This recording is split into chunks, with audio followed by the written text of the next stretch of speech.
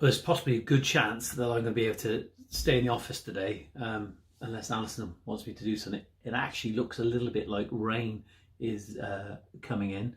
I don't know what it's like for you guys across the country, but it might be one of those days where I can actually stay in, and I haven't stayed in through this whole period.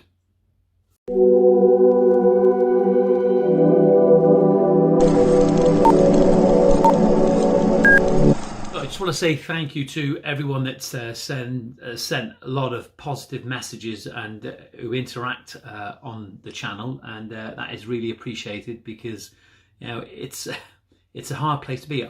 I share my thoughts and what I do on a daily basis, and if somebody doesn't like it, that's absolutely fine, but there's no need just to be horrible and nasty. Just be nice, and it doesn't cost nothing to be nice. If you can't say anything nice, just don't say it at all. Yeah, as I've said, it's a difficult time for a lot of people, and I only know too well the damage that this disease can actually cause. I've recently lost my own mother through this. She was tested for it, and they said that I've been told that she's had it.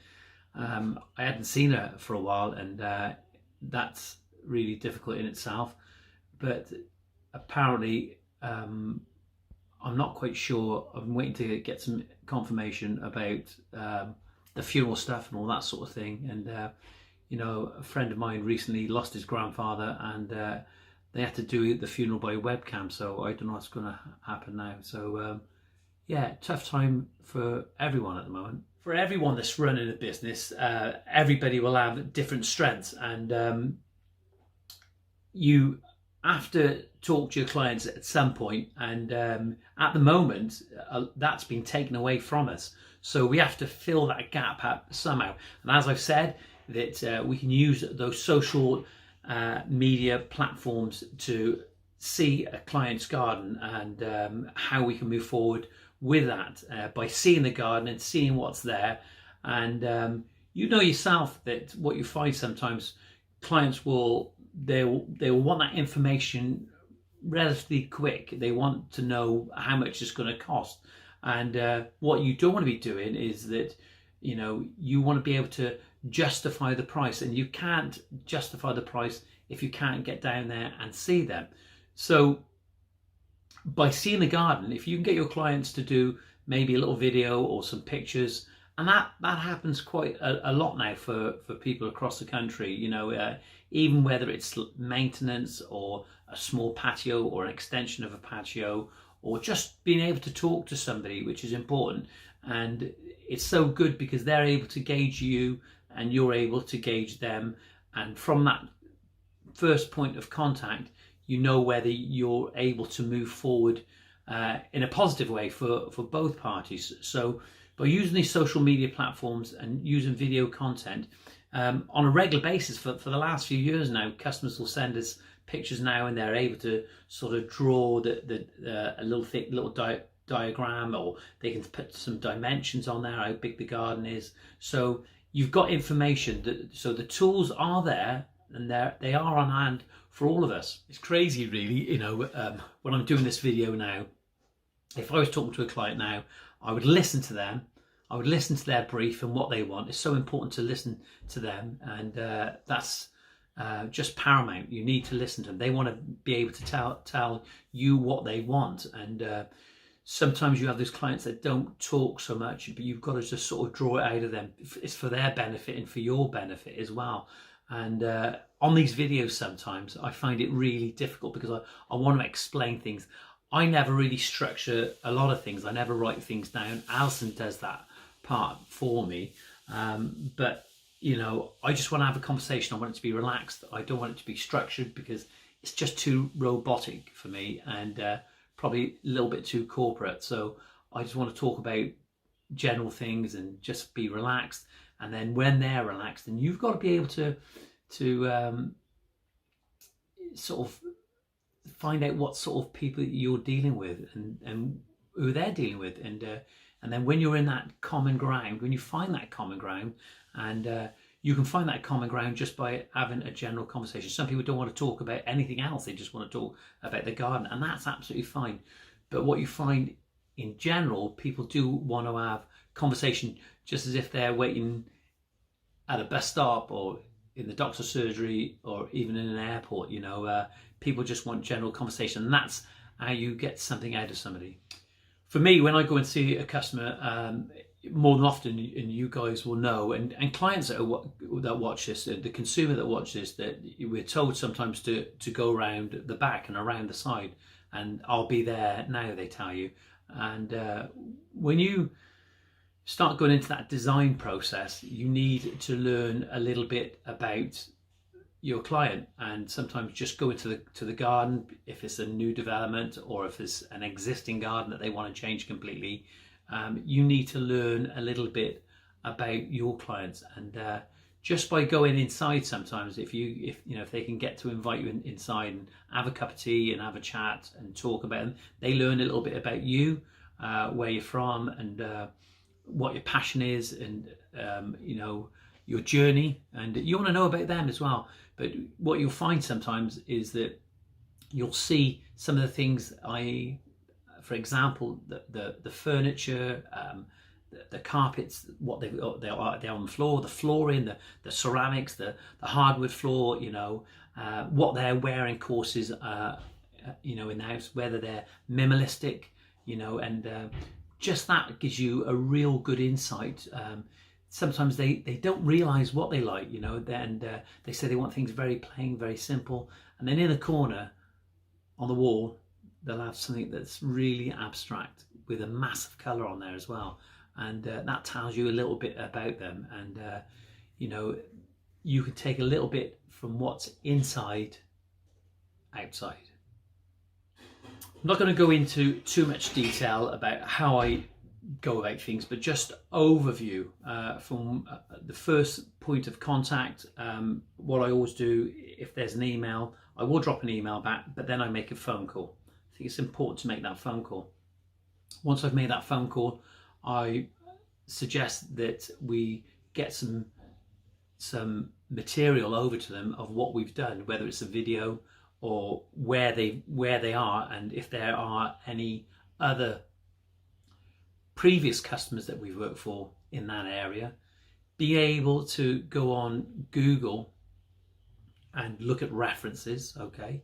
And so important for the consumer to look at those references, but it's also important for a contract to make sure that they've got some references, because there's some real good guys out there and girls that do some fantastic stuff, and because it's all about recommendation with them all the time, they don't necessarily worry about Google, and I think, and putting those references on there. So Google have this Google My Business. You can go on there and you can see a little bit about them, and they'll have references, they'll have pictures, and if you are a contractor, you can actually post on Google. Okay, the #1 search engine in the world. If you were looking for Facebook, on your computer, you would go to Google and you type in Facebook.